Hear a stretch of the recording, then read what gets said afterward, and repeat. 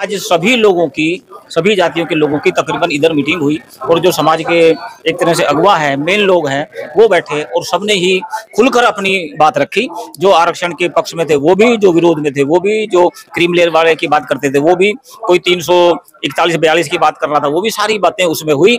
और सामूहिक रूप से जो अध्यक्ष महोदय ने जो निर्णय लिया है वो ये लिया है कि हम इस बंद का विरोध करते हैं। काल भी पता नहीं किसने की है और इस काल में कौन लोग शामिल हैं जो और स्पष्ट कर देते हैं, जैसे करणी सेना है या आरएसएस है या और हिंदू संगठन है, वो जब इसमें भाग ले रहे हैं तो जाट महासभा है, दूसरी महासभा है, उससे और भी स्पष्ट हो जाता है कि ये शुल्काष्टों के, बहुजनों के हित में नहीं है। और बहन जी को उन्होंने आगे करके ये रोल किया है। SC ST का विरोध करते रहे या SC ST के साथ इस तरह का छुआछूत का व्यवहार तक करते रहे, मूंछ काटने पर मार देते थे या मटका छूने पर मारने वाले लोग आज उसके समर्थन में आके खड़े हुए, तब ये महसूस हुआ कि कहीं ना कहीं एक षड्यंत्र का हिस्सा है। जितने भी संगठन है ये सवर्ण जाति के, उन्होंने भी समर्थन कर दिया है।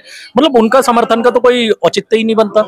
उन्होंने तब समर्थन नहीं किया था जब हाथरस में हमारी बहन मनीषा वाल्मीकि के साथ दुराचार हुआ था, अत्याचार हुआ था।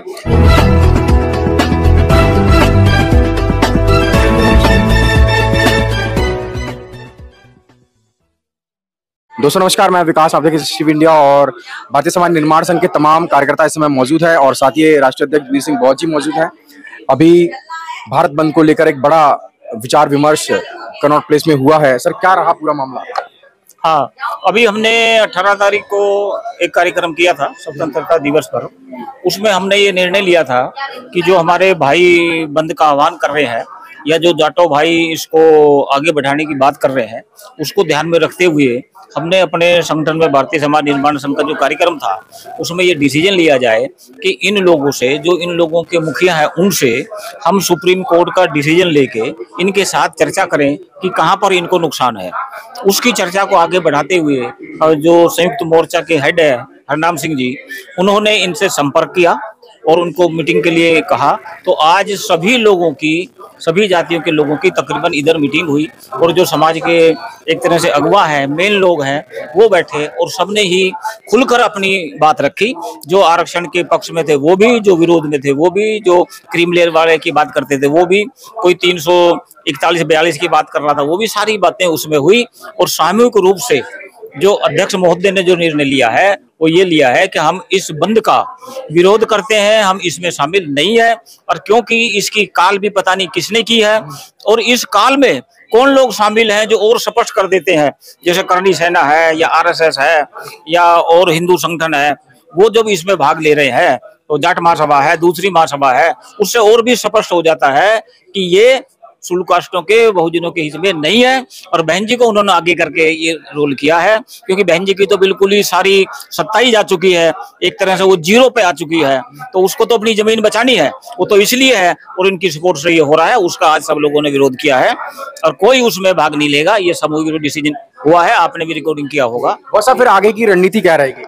आगे की रणनीति पे आज भी आपके इसी में रिकॉर्ड हुआ है, सबने डिसाइड किया है कि बहुत जल्दी बैठ के एक बहुत बड़ी मीटिंग की जाएगी कि इस तरह से जो समाज को गुमराह करते हैं काल कर करके उनको रोका जाए और आगे बड़ा डिसीजन कोई बढ़िया ढंग से इकट्ठा रखने के, इनकी एकता एक रखने के लिए आगे डिसीजन बनाया जाए। वो आगे मीटिंग होगी, बड़ी मीटिंग। राजेश बेनीवाल जी भी हमारे साथ हैं, तो क्या लग रहा है कल भारत बंद को लेकर जो आज जो विचार विमर्श हुआ है यहाँ पर, उसको लेकर कहीं समाज में शांति जाएगी? नेचुरल सी बात है कि हमारे आदरणीय वीर सिंह बहुत जी ने जो 18 तारीख के कार्यक्रम में तय किया था कि हमें मिलकर बैठकर बात करनी चाहिए, तो उनकी वो बात आज सकारात्मक रूप से चर्चा यहाँ हुई है और सभी SC ST के जो लोग रहे, नेतागण, सब ने बैठकर आज बुद्धिजीवी वर्ग ने आज ये तय करा। और इस पर जब मंथन करा तो पता चला कि ये कॉल किसने की, कहाँ की, कोई पता नहीं है। और उसके साथ जिस तरह से जो संगठन या जो लोग हमेशा SC ST का विरोध करते रहे या SC ST के साथ इस तरह का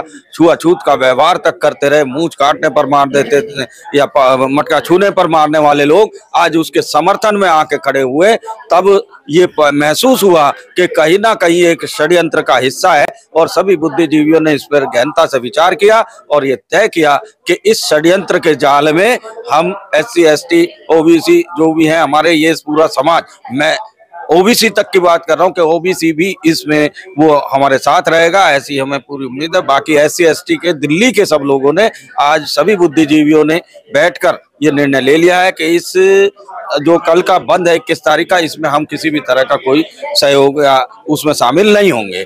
और आज दिल्ली का ये मैसेज पूरे भारत में जाएगा और हमें उम्मीद है, मैं यहाँ से अपील करता हूँ कि जो भी बाबा साहब को मानने वाले लोग हैं, बाबा साहब की विचारधारा के लोग हैं, वो एकदम से इस आंदोलन में या इस बंद में ना कूदें, सोच समझकर और इसको देखकर इससे अलग रहें, दूरी बनाएं। धन्यवाद। देखिए, उसको लेकर चर्चा ये हुई है कि जो देश का सम्माननीय सुप्रीम कोर्ट के जो जजेस हैं, वो जो संविधान को मानने वाले लोग हैं, उन्होंने ये फैसला दिया है। तो अगर ये लोग कोई व्यक्ति ये कहता है कि संविधान के विरुद्ध ये फैसला क्या है, असंवैधानिक फैसला है, तो ये सरासर गलत बात है। हम उन जजों का, जो भी सुप्रीम कोर्ट के जजेस हैं हमारे, हम उनका धन्यवाद करते हैं, पूरे समाज, पूरी कम्युनिटी की तरफ धन्यवाद करते हैं कि जो 20 साल से केस चल रहा था, जिसको किसने बंद किया, कि ये भी बड़ा सवाल है, क्यों बंद करा। और ये जो आरक्षण है, ये गरीब तबके का जो शोषित, जो अनटचेबिलिटी जो था, जो समाज था हमारा, ये उसके लिए किया गया था, जिसकी सामाजिक जिसका लेवल नहीं था, ये उसके लिए किया गया था। और ये इसको रोकने का काम किया गया है। जिस प्रकार से अभी हमारे जज साहब ने भी एक उदाहरण दिया था कि भाई जैसे ही दरवाजा आरक्षण का खुलता है, तो कुछ लोग जो संघर्षशील थे, वो दरवाजे के बिल्कुल बाहर ही खड़े थे और उन्होंने उस आरक्षण को लपक लिया। या दूसरा जो पीछे खड़ा था, वो जो सड़क पार खड़ा था या उस बाउंड्री के पार खड़ा था, जो संविधान के जो द्वारा जो आरक्षण दिया गया है, वहां तक वो नहीं पहुंच पाया। तो ये जो सुप्रीम कोर्ट का निर्णय है, ये दूर खड़े, अंतिम पायदान पे खड़े व्यक्ति को तक भी उसको आरक्षण का लाभ पहुंचाने का काम करेगा। देश के अंदर जो गरीब तबका है, जो महादलित लोग हैं, जो अति पिछड़े लोग हैं, उनको भी आरक्षण का लाभ मिलेगा और देश तरक्की करेगा। मुझे लगता है आज की जो मीटिंग है वो बहुत सफल रही है। बस हमें क्या लगता है कि ये देर से हुई है मीटिंग, क्योंकि कल भारत बंद का ऐलान है।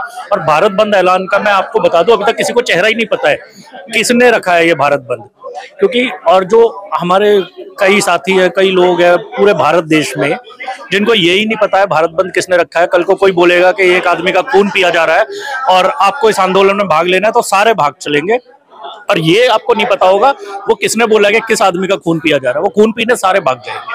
तो ऐसे किसी भी तरह के भ्रामक व्हाट्सएप के मैसेज या किसी भी तरह के सोशल मीडिया के मैसेज से सावधान रहें। इसमें पढ़ने की जरूरत है। मनोज जी, बड़ी साजिश आपको नजर आ रही है? ये बहुत बड़ी साजिश है। इसमें हमें बजरंग दल, हिंदू महासभा, विश्व हिंदू परिषद, RSS, करणी सेना, जाट महासभा, मतलब जितने भी संस्थाएं हैं, जितने भी संगठन है, ये सवर्ण जाति के, उन्होंने भी समर्थन कर दिया है। मतलब उनका समर्थन का तो कोई औचित्य ही नहीं बनता। उन्होंने तब समर्थन नहीं किया था जब हाथरस में हमारी बहन मनीषा वाल्मीकि के साथ दुराचार हुआ था, अत्याचार हुआ था। आज तक उसके जो परिवार है, उनको कोर्ट के ऑर्डर है, इलाहाबाद कोर्ट के ऑर्डर, उसके बावजूद उनको आज तक उनको जगह नहीं दी गई है। लखनऊ सिटी में देनी थी उनके, मतलब 3 लोगों को छोड़ दिया गया है। उस पे ये सारे जो संगठन थे, इन्होंने बंद क्यों नहीं बुलाया था? ये सारे तब क्यों नहीं इकट्ठे हुए थे? ये अब इकट्ठे हो रहे हैं जब इन्होंने देखा कि ये आपस में लड़ सकते हैं। लेकिन उनकी जो ये रणनीति थी, उनकी जो राजनीति थी, वो आज इस मीटिंग के माध्यम से उसको पूर्ण रूप से कुचल दिया गया है, खत्म कर दिया गया है। और आपके चैनल के माध्यम से मैं अपने पूरे भारत में जितने भी हमारे मूल निवासी समाज के लोग हैं, उनसे दोबारा से एक रिक्वेस्ट करता हूं कि इस तरह के किसी भी प्रदर्शन में कोई भी शामिल ना होए और इससे बचे, उसका बहिष्कार करे, पूर्ण रूप से बहिष्कार करे।